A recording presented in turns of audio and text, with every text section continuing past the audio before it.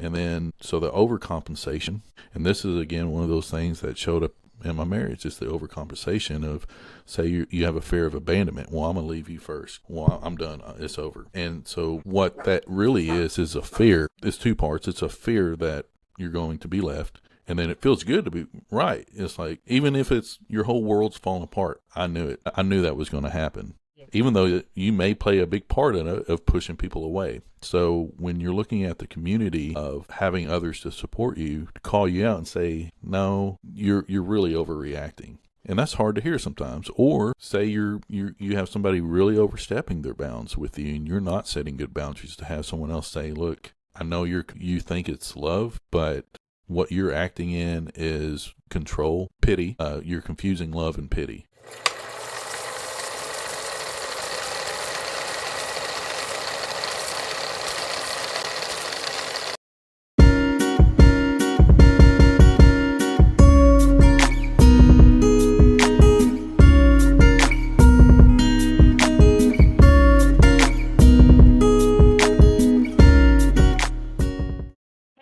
Welcome to the Lived Experience Podcast. I'm your host, Dr. Tamia Ryan, and today I am back and joined by Joshua Pear, who is a licensed clinical dependency counselor, and he brings both personal experience and clinical expertise to our conversation today. He's the host of Pathways to Recovery podcast and the founder of his own counseling and drug testing practice in Texas. Joshua works at the intersection of addiction treatment, trauma and healing, and most importantly, sustainable recovery. So thank you so much, Joshua, for being here today. I'm Yeah, excited to thank learn you for about your having me. perspective. Yes, thank you.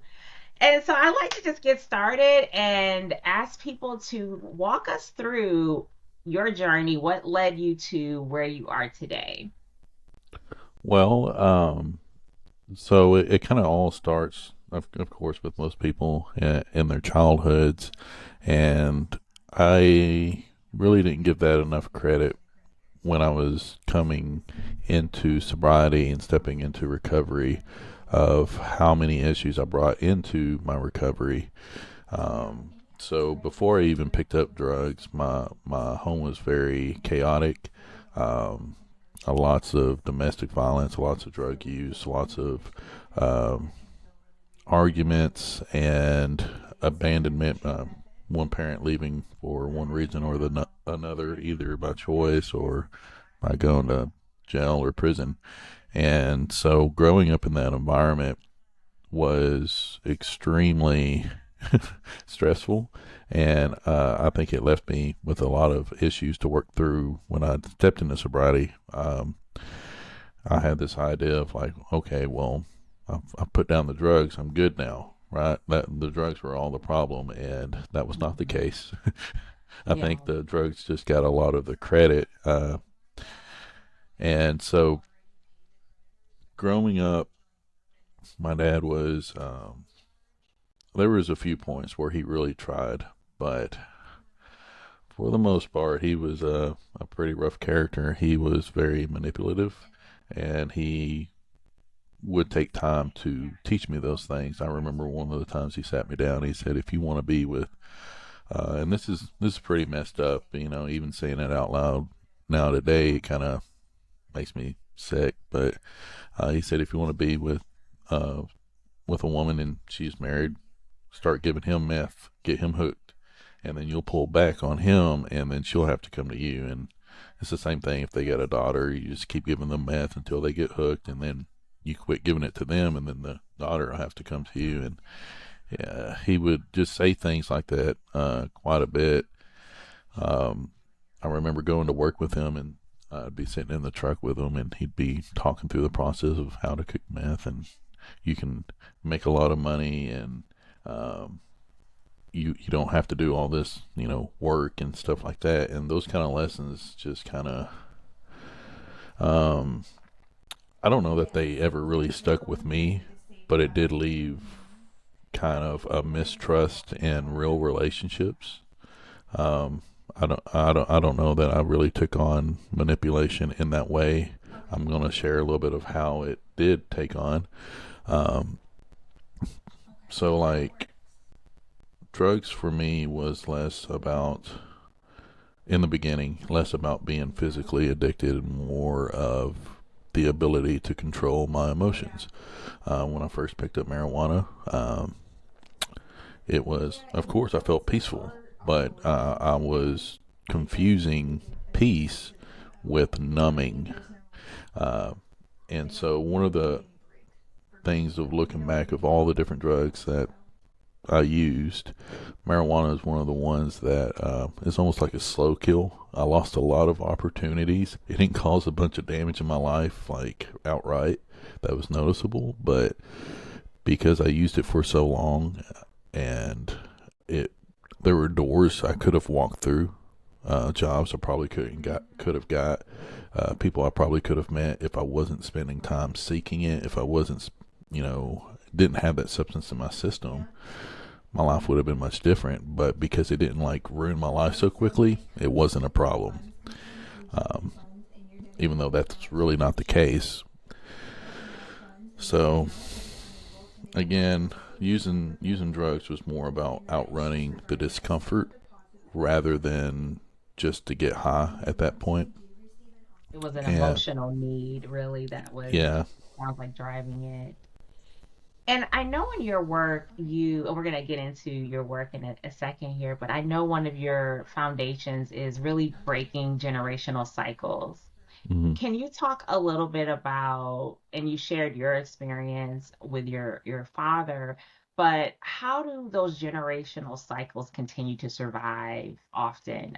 Even though people are like, I don't want to fall into that. I want to have a different life. We know like they're just so powerful. And what have you observed that tends to just keep generational cycles just so powerful and a stronghold on people? So from a clinical standpoint, there's a lot of biological and psychological um,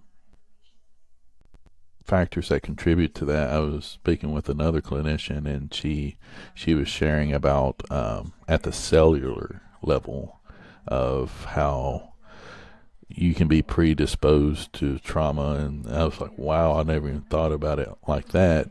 From personal experiences, again, a lot of the messages, a lot of the so I when I went to counseling after I got married, um, I got married and a lot of issues started coming up. It really exposed a lot that I didn't know I was dealing with. Um, and I started going to counseling, and my counselor introduced me to Adult Children of Alcoholics Anonymous, which is a 12-step group. She tried to, introduce it to me. I'm like, no, I'm good. I've already done NA, I've done AA, I've done this, I've done all the 12 steps. I'm good.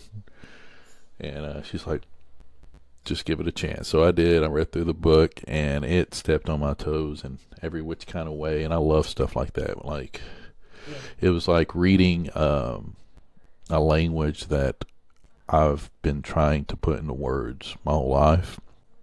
And so a lot of the messages, they call the laundry list. You have a laundry list like fear of authority, um, seeking excitement, fear of abandonment. It's like this laundry list of stuff. Confusing love with pity is these laundry lists that you gain from living in an environment like that.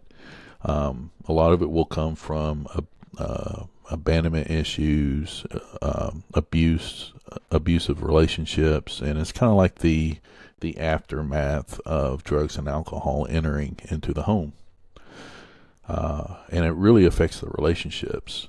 And so that's when you're asking how is it passed on, through relationships, through messages, through behaviors that are passed down. At least in my experience of what I fully understand, and or somewhat understand as I continue to explore it for myself.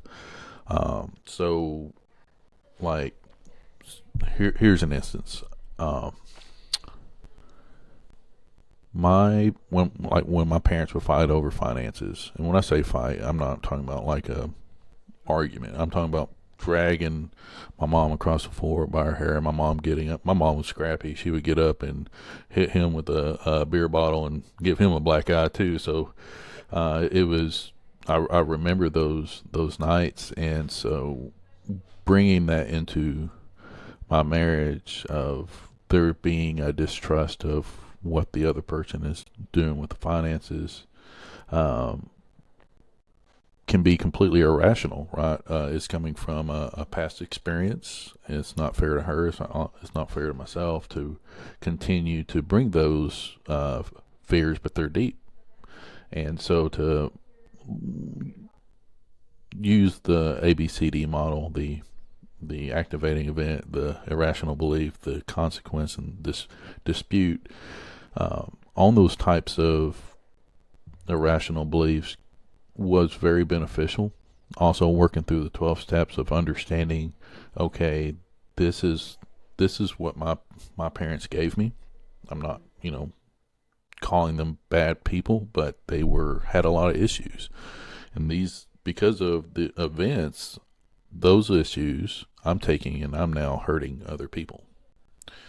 And find that balance of, okay, this is how I was hurt, and this is how I've used that hurt to hurt other people is part of the work that I had to do, to stop some of those beliefs, that emotional intoxication. What I found was over the years I was bringing in a lot of anxiety and stress over things that never happened or hadn't happened yet, um, just based on a lot of the past. So again, some things that were passed down was my view of God was distorted. Uh, I grew up in a religious family. My whole family is involved in church and stuff, and that can be a great thing. There were a lot of great aspects of that. Um, there were also some negative things that went along with that, as my parents were in and out of addiction and church. It was kind of like back and forth. It was Yeah. either we were a completely chaotic home and cops and prison and this and that and fighting and separation and divorce, or we were all in church and good and happy and perfect now. And so that Disconnect, really. yeah, it was just a kind of a paradigm. It Mm-hmm. created I had to look and be a certain way, and if we looked and were that way, then we were good. And so church became for me more about checking the boxes rather than a spiritual relationship. And I say that because I got very involved in the youth group. I was a musician. The way I kind of came into that was I was on community service, and Okay.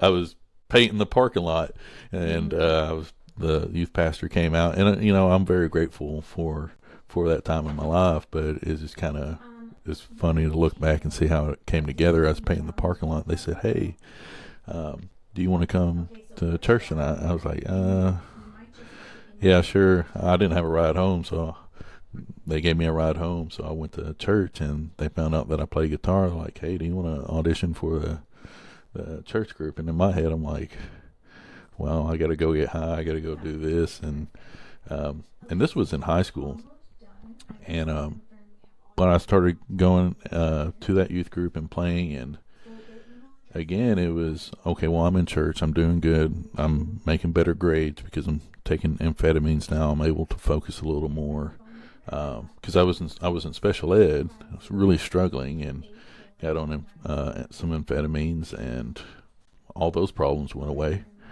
I went from being in special ed to advanced. I'm in church, checking the boxes, Great. and but the more of the spiritual relationship wasn't quite there. I learned a lot from that time being around people that were in church and were working on themselves. I just hadn't done the work myself, and kind of I know I'm jumping around a lot, but I went to a sober living, and it was a Christian sober living. And one of the first things they asked on the intake was, "Are you a Christian?" Yeah, my whole family's Christian. I've played in all these churches. I've done this. I've done that. And that's again one of them things I look back on. It's comical because that has nothing to do with a real relationship, and so growing up in that environment, my relationship with God was, if I do all these things, then I'm good. So the vice versa of that is, if I don't do these things, I'm not good. Right. That just kind of creates a whole cycle of guilt, shame, and Yeah. opens you back up. Can you share a little bit about what motivated you to start your own practice? Because sometimes Mhm. when people go through recovery and it's an ongoing process, they may not want to revisit, the trauma, and sometimes doing that work might feel like they're reopening those wounds. What was your motivation and how do you balance that all? I mean, you're really on point with that. Is I was actually asked like 3 times. Like, my counselor, after I finished my sessions with her, I seen her for several months, and she's like, "Do you want to be a counselor? I'll pay for it." I'm like, "No."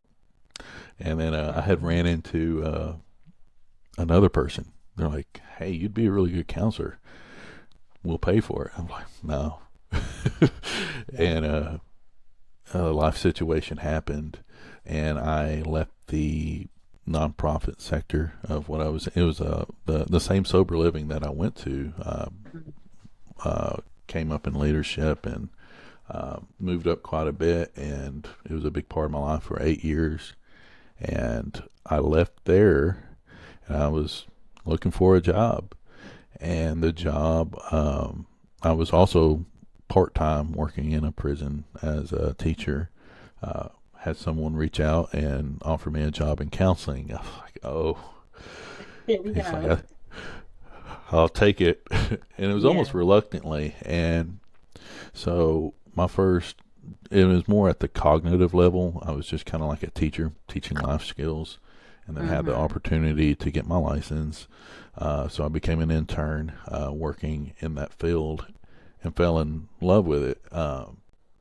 And it was different. It was different for me because I had a learned experience, and I had to learn uh, that self disclosure must have therapeutic value.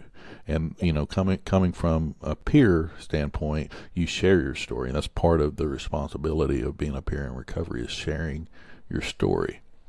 Um, and then stepping into a clinician role, that's really not so much the case. You're helping someone find their own answer within through their own lens, Mm-hmm. using a set of tools. And I fell in love with that because I was able to sparingly self-disclose as needed, but I also got to see that there are many different pathways to recovery, that there are many different people with the same or worse issues, and then some that have not completely different issues and backgrounds. And I fell in love with people again.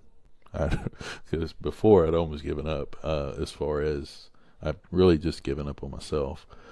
But falling in love with seeing people find themselves again or find a new life, and for the ones that had no idea or direction, just to be there with them, because I know exactly what it feels like to be in a place to where you don't see a way out, um, and not have an answer, because sometimes like all my answers are not going to work for this person, but I can sit there with you and help you cope with it.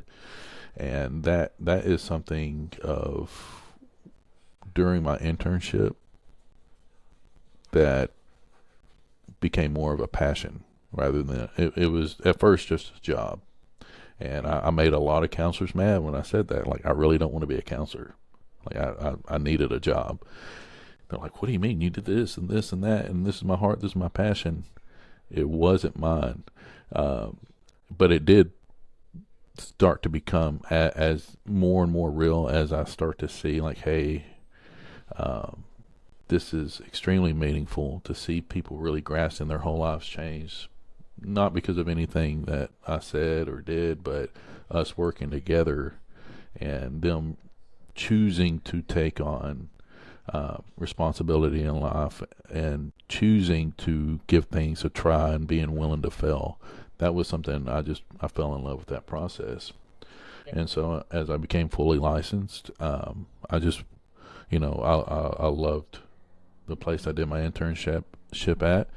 Uh, I wanted a little bit more freedom to be creative, to be work with more people, and so I started my private practice. And it my goal, I still have my journal. I have my Yeah. journal on my nightstand. Of my goal was just to have one client, and Hmm. so and then I think within I made a financial goal, like I want to make $10,000, and I blew both of those out of the water in the first year. I had like probably 30, 40 clients, and make significantly more than what my goal was. And I didn't expect that. And I think, that again goes back to the self efficacy part where I wasn't really too sure of myself. Uh, but again, with starting something that is, it's not just a business, it is something that I'm very passionate about, that has not only a lot of purpose for myself, but purpose for other people. And I do have a little bit more freedom to be creative, like so I write little workbooks and stuff, like nothing major. It's cognitive behavioral therapy, it's rational emotive behavior therapy, it's relapse prevention and stuff like that. But to be able to utilize some of my personal experience along with the clinical knowledge to bring in to a tool to help somebody else.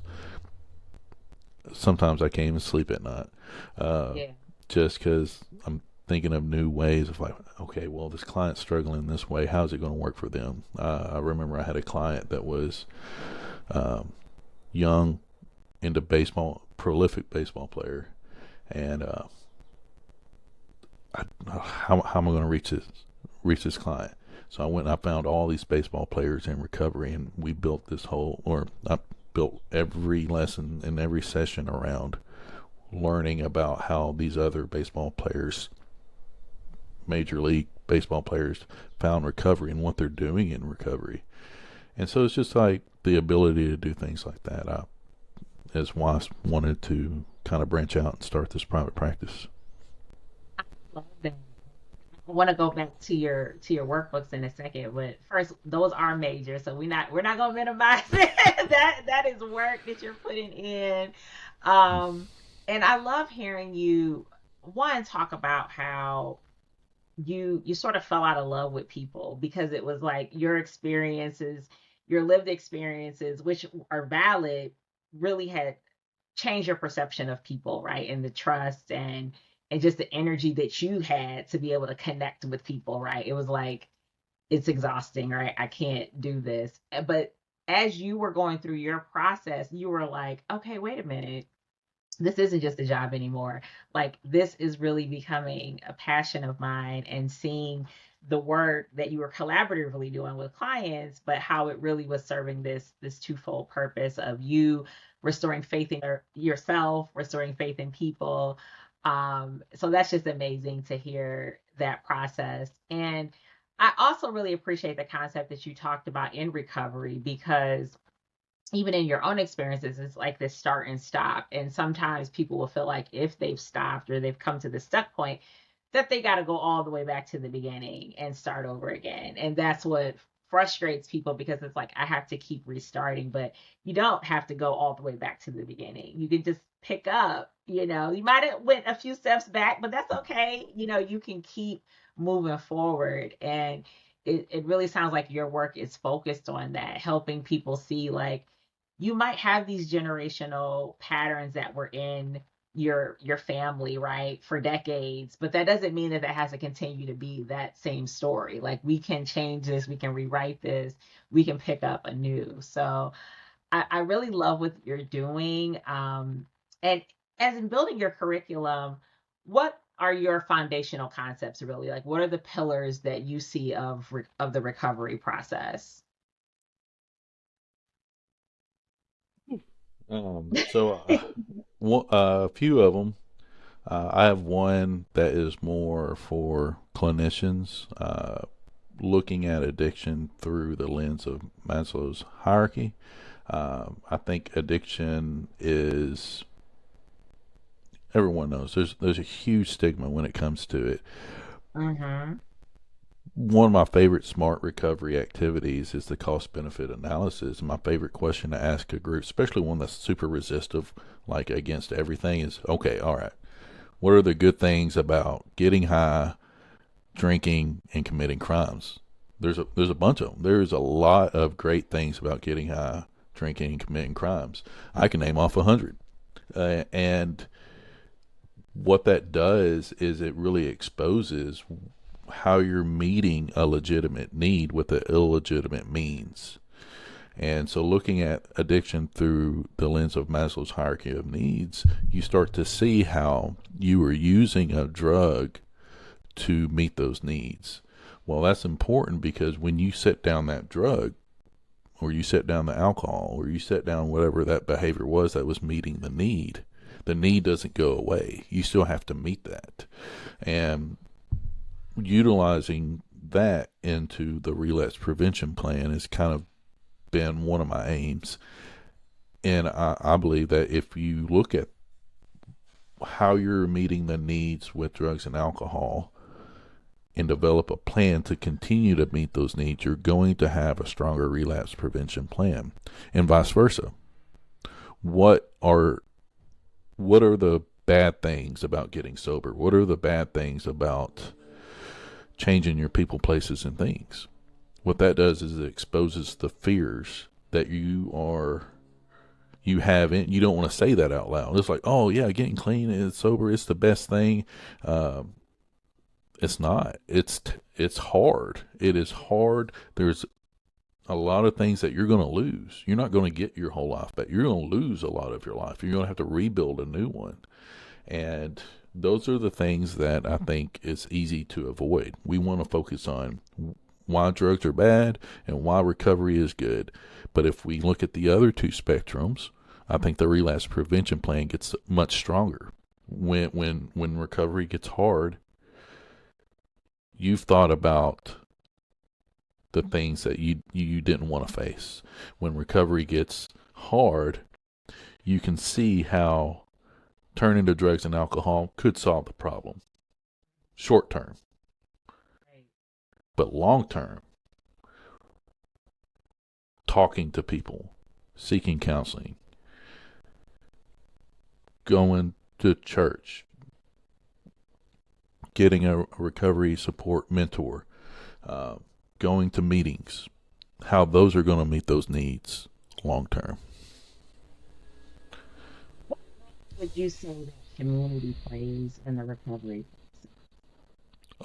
So like one of the other little workbooks I had to put together is because I have all these clients that will get to the point of talking about boundaries, and they look at me like they've never even heard the word because they've never thought about boundaries. And I can completely relate. I stepped into the role that I was at, which was at a prison, and I didn't know my own boundaries. And being having them tested every day, I came very aware and self-aware of the things that I did, what I said, the expectations that I had to communicate. Like that had to be overly defined. And then, now I'm working with outside clients who have not experienced that, that have experienced very loose boundaries in dysfunctional families, which again, I know all about. And they're asking me, well, okay, I don't know anything about boundaries. We teach them about boundaries. Well, what do I say? That would be the next question. So when you're looking at what specifically they're going to say, I went and I found three different categories: physical, emotional, and psychological boundaries. And came up with a bunch of sample sentences for them to utilize and different scenarios that I would throw out them, and they would pick a sentence so that they could practice utilizing those sample sentences and setting those boundaries, because when you are in a dysfunctional family, all those lines are blurred, and the people that you're looking to for assurance, for reassurance, for trust, to confide in, that create and that's abused. That creates a very unsafe environment. You don't want to rely on anybody. You don't want to trust anybody. And then so the overcompensation, and this is again one of those things that showed up in my marriage, is the overcompensation of, say you have a fear of abandonment. Well, I'm gonna leave you first. Well, I'm done. It's over. And so what that really is a fear. It's two parts. It's a fear that you're going to be left, and then it feels good to be right. It's like, even if it's your whole world's falling apart, I knew it. I knew that was going to happen, Yeah. even though you may play a big part in it of pushing people away. So when you're looking at the community of having others to support you, to call you out and say, no, you're really overreacting, and that's hard to hear sometimes. Or say you have somebody really overstepping their bounds with you, and you're not setting good boundaries, to have someone else say, look, I know you think it's love, but what you're acting in is control, pity. You're confusing love and pity. You're wanting to save someone, and that is not healthy for you. So again, with the boundaries and codependency and control issues all bundled up, coming from a dysfunctional home, I think the community is very important to have that outside perspective. Yes. Kind of just learning new behaviors. Like you mentioned, this is the way you've been accustomed to doing something for 30, 40 years, and to all of a sudden be like, oh, wait, there's a different way to communicate. There's a different way to maintain relationships.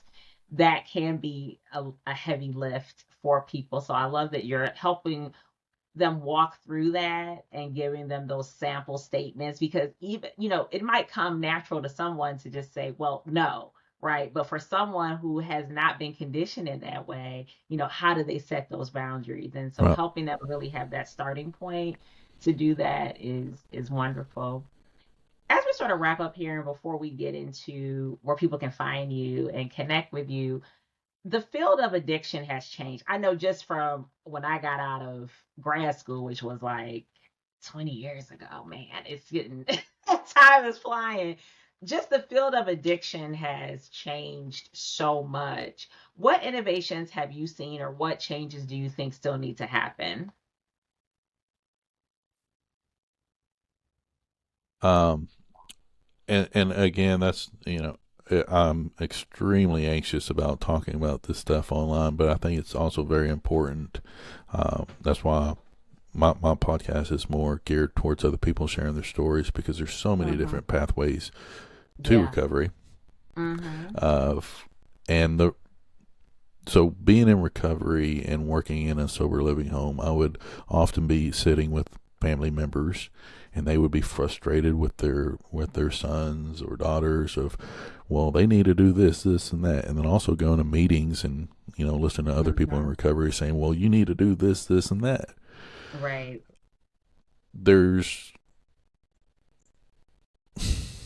there's not just one way. I've seen a lot of people get sober, whether it was through God, whether it was through the 12 steps, whether it was through just sheer, I'm going to do this, Right. whether it was through some other program and treatment. And so my ask is that, one, if you are in addiction, that you try anything. And if it doesn't work, try something else. If that doesn't work, try something else. And then my ask for family members is to allow the space for that person to try different things and allow them the space to fail, so that they can learn each time, so that they can continue to have the opportunity and have the support. I was in a sober living. The guy that was on my left, he died from an overdose. The guy that was on my right died from an overdose. Somebody that I grew up with, I was very, very close with, died from an overdose. And I mean, especially around COVID, I was keeping count, it was more than 10 people that I was either in addiction with or went through recovery with had passed away. And it just I got frustrated to the point of like, what does it matter? Even if it's not perfect, even if it's less, just that they use less, or that they have opportunities to have access to, like, the clean needle exchange. I know that's a very, very sensitive topic. And, from the outside, and you're looking at it very legalistic. It's like, well, that's illegal. Oh, you're just helping them. I have someone very close to me in my family that uses methamphetamines and will share needles and use old needles, and it breaks my heart to the point to where I know that just her having access to clean needles is better, and I'll accept that all day long, and I love that person regardless. But when I hear other people say, "Oh, you're just helping them," like, you don't understand. They're going to use either which way. Can you improve their life? Can you help them use safer? And I know that's a very controversial topic right now, but when it's somebody that you love, it just hits a little different. And I'm a believer in harm reduction as well, because you have to meet people where they're at, like you said, and I'm so glad you are talking about this because I think it just some people just need that education on it, because they see it just so black and white, right? Well, this person's using and they just need to stop, right? Ideally, yes, right? But we know the reality of addiction, and we know that we've got to meet people where they are. And so, I'm a believer in harm reduction. I know that it has saved lives, as you mentioned, clean needle, um, and helping people start somewhere, right? Because sometimes people will start, and I've worked with clients where the goal was just I am going to get out of the bed today, right? Like it's like literally you are starting with like I'm going to Yeah, take a bath today. I'm going to, it's like you're literally starting where people are at and trying to meet them where they're at, and so I believe that message is powerful, and I just think it's continuing just to educate people, and again, sometimes people don't understand until it affects someone yeah, that they know that they love, and we know that it affects all classes, right? All income brackets. And sometimes when it comes back to home, then people are like, okay, and sometimes it's us is just being able to educate people in that and be that support, and providing education for families and friends.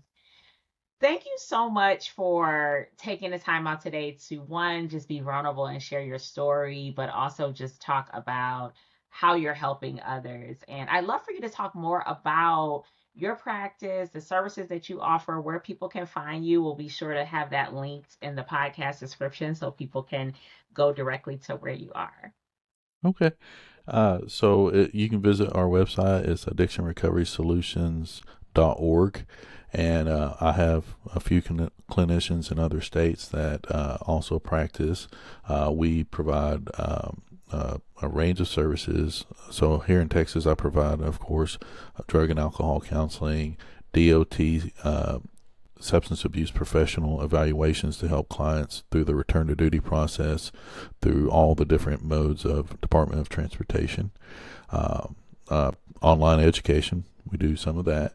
And the other clinicians, they have certifications like the licensed clinical social worker license, and we have a mental health nurse practitioner who works in Mississippi. Um, and we all help with the DOT process. Another service we provide is drug and alcohol testing nationwide. So if you need non-DOT or DOT drug testing and help through the return to duty process, we can help you with that. We're registered in the clearinghouse. Again, we're working on some workbooks that are to assist clients through the recovery process or as tools for clinicians. Um, and we also have this podcast of just really sharing people's stories and just getting the word out there that there are different ways to find recovery, and the only hope is that you hear something that might would work for you. I believe stories, they offer healing, inspiration, and connection. And sometimes it's just hearing that one story that's going to resonate with that one person. And that, to me, is a goal, if just one person is reached. So I thank you so much for your time. I thank you for all that you're doing for people and their families, and clinicians, providing them with that additional support as well and education. So, love to have you back on. I know you're going to continue to keep building and expanding, and appreciate the time that you've shared with us today. And we will see everyone back in a couple of weeks. Yes, ma'am. Thank you, Dr. Ryan. Thank you. Bye.